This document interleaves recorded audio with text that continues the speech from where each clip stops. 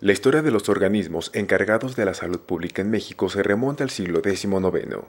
Después de la Guerra de Independencia, que terminó en 1821, se continuó con el uso de las ordenanzas, los bandos de policía y buen gobierno, que se encargaban de regular las condiciones de vida de los ciudadanos durante la época de la colonia, cuando el país se desarrollaba bajo el yugo español. Otras instancias encargadas de la salud eran la Academia de Medicina y la Escuela Nacional de Medicina, que en 1931 sustituyó al Tribunal del Protomedicato, que hasta entonces regulaba esta ciencia y a quienes la practicaban. Estos centros, sumados a distintas medidas de higiene pública como la recolección de basura, el entierro de cadáveres y la utilización de cañerías, intentaban mantener en las mejores condiciones posibles la salud de los mexicanos.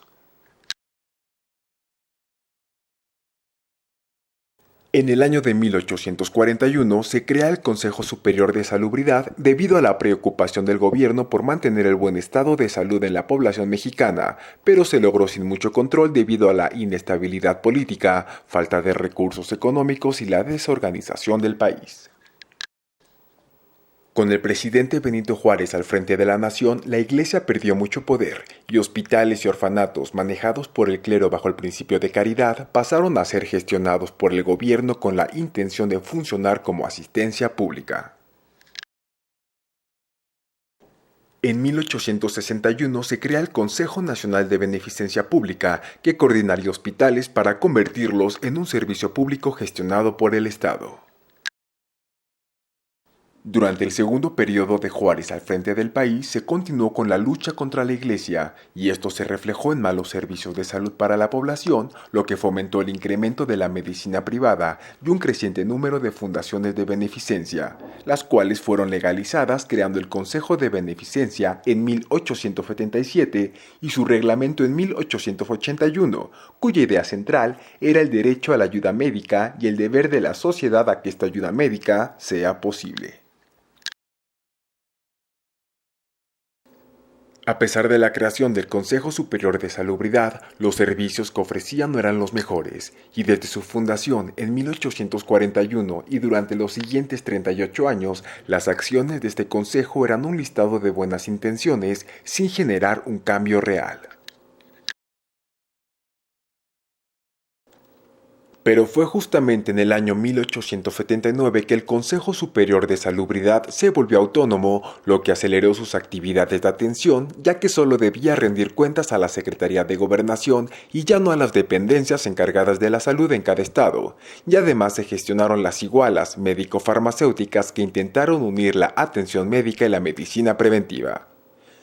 1879 fue un buen año para el arcaico sistema de salud en México porque se realizaron estudios sobre el tifo, se hizo una estadística de mortalidad y un mejor control de hospitales, hospicios, alimentos, bebidas, desechos humanos y cementerios. Un personaje importante en la historia de la salud pública en México fue Eduardo Lisiaga, que en 1885 fue nombrado presidente del Consejo Superior de Salubridad, reorganizando el organismo, estudiando epidemias e introduciendo la vacuna antirrábica. En 1891, aún bajo la administración del Dr. Lisiaga, se fundó el Instituto Mexicano Nacional y el Instituto Geológico. También fue redactado el Código Sanitario, cuyo desideratum decía: conservar la salud, prolongar la vida y mejorar la condición física de la especie humana. He aquí los objetos que debe tener por mira la higiene.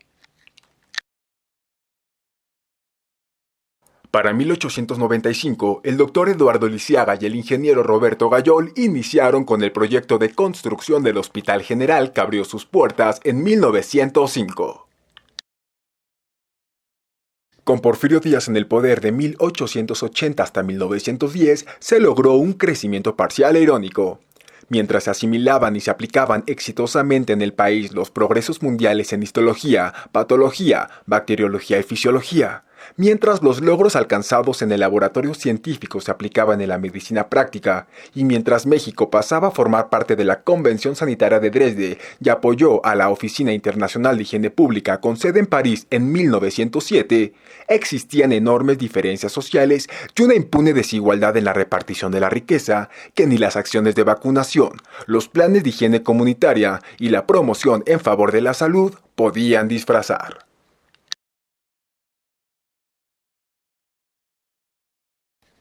Una vez estallada la Revolución Mexicana en 1910, se frenó de inmediato el crecimiento y desarrollo en investigación médica que se había logrado por 20 años, aunado a las terribles consecuencias que la guerra trajo consigo: epidemias, hambrunas, enfermedades causadas por la pobreza y malas condiciones de higiene. Pasando este periodo de lucha y florecimiento social mexicano, en 1917 se creó el Departamento de Salubridad Pública, cuya legislación abarcaba puertos, fronteras y consideraba medidas para prevenir epidemias. También se generalizó el uso de vacunas y se introdujeron los primeros servicios de drenaje y agua potable. Los años 20 auguraban una época de paz en México. Durante la administración federal de Álvaro Obregón, se fundó en 1922 la Escuela de Salubridad, antecesora de la actual Escuela de Salud Pública. El Departamento de Salubridad Pública impulsó campañas contra el paludismo, difteria, sífilis, y los servicios de salud comenzaron a llegar a los estados.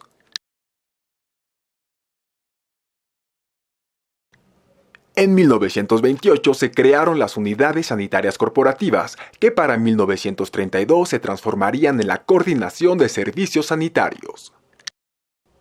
De 1930 a 1940 hubo una continuidad en los programas de salud y grandes avances en la creación de instituciones encargadas de proporcionarla. En el año 1931 fue creado el Servicio de Sanidad de los Estados para contrarrestar la deficiencia en materia de salud que existía al interior de la República. En 1932 se fundó la Coordinación de Servicios Sanitarios, que pretendía incrementar el potencial de los recursos disponibles. Para 1933 ya existía una administración encargada de ejecutar las obras de agua potable y alcantarillado. En 1935 se promulgó un nuevo Código Sanitario e inició la campaña permanente contra la tuberculosis. En 1936, Gustavo Vaz estableció el servicio médico social obligatorio para los estudiantes de medicina, que hasta la fecha atienden la salud de la gente que vive en el campo y las zonas rurales.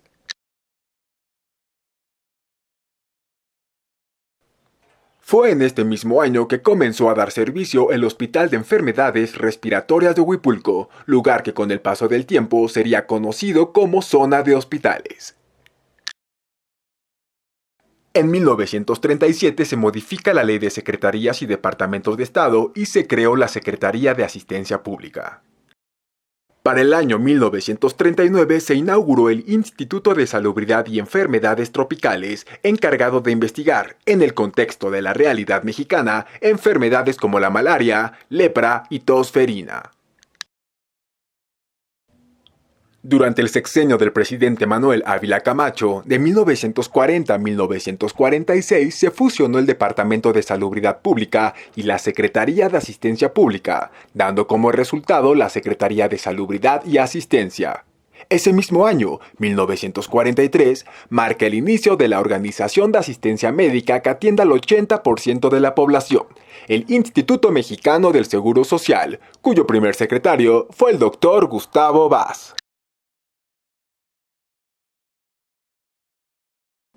El Código Sanitario, redactado en 1935, fue reformado en el año de 1949, otorgando facultades al presidente, al Consejo de Salubridad General, a la Secretaría de Salubridad y Asistencia y a los gobiernos estatales para realizar las acciones necesarias para atender la salud e higiene pública. De 1958 a 1970 se impulsaron investigaciones científicas para combatir las enfermedades y condiciones que afectaban la salud.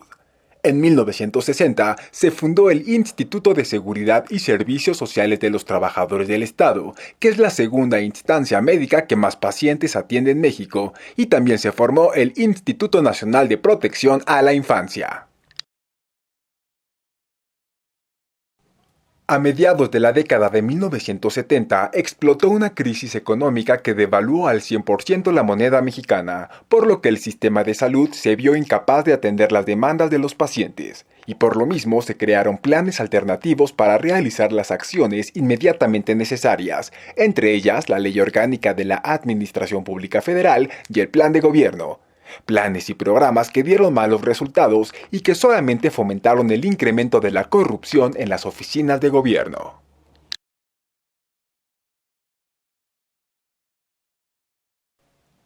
Durante el gobierno de Miguel de la Madrid, de 1982 a 1988, y con la economía mexicana golpeada por una segunda devaluación del peso de casi el 600%, dio inicio el Plan Global de Desarrollo, el cual no dio resultado, ya que su éxito dependía del desarrollo social, que a su vez dependía del crecimiento económico. Para 1983 se creó el Plan Nacional de Desarrollo, que tenía como misión fundamental incrementar la atención médica, la salud pública y la asistencia social. Otro cambio importante se gestó en 1985, cuando la Secretaría de Salubridad y Asistencia se transformó en Secretaría de Salud, con el Dr. Guillermo Soberón como su primer secretario, y que continúa siendo el máximo órgano a nivel federal encargado del cuidado de la salud física y emocional de los mexicanos.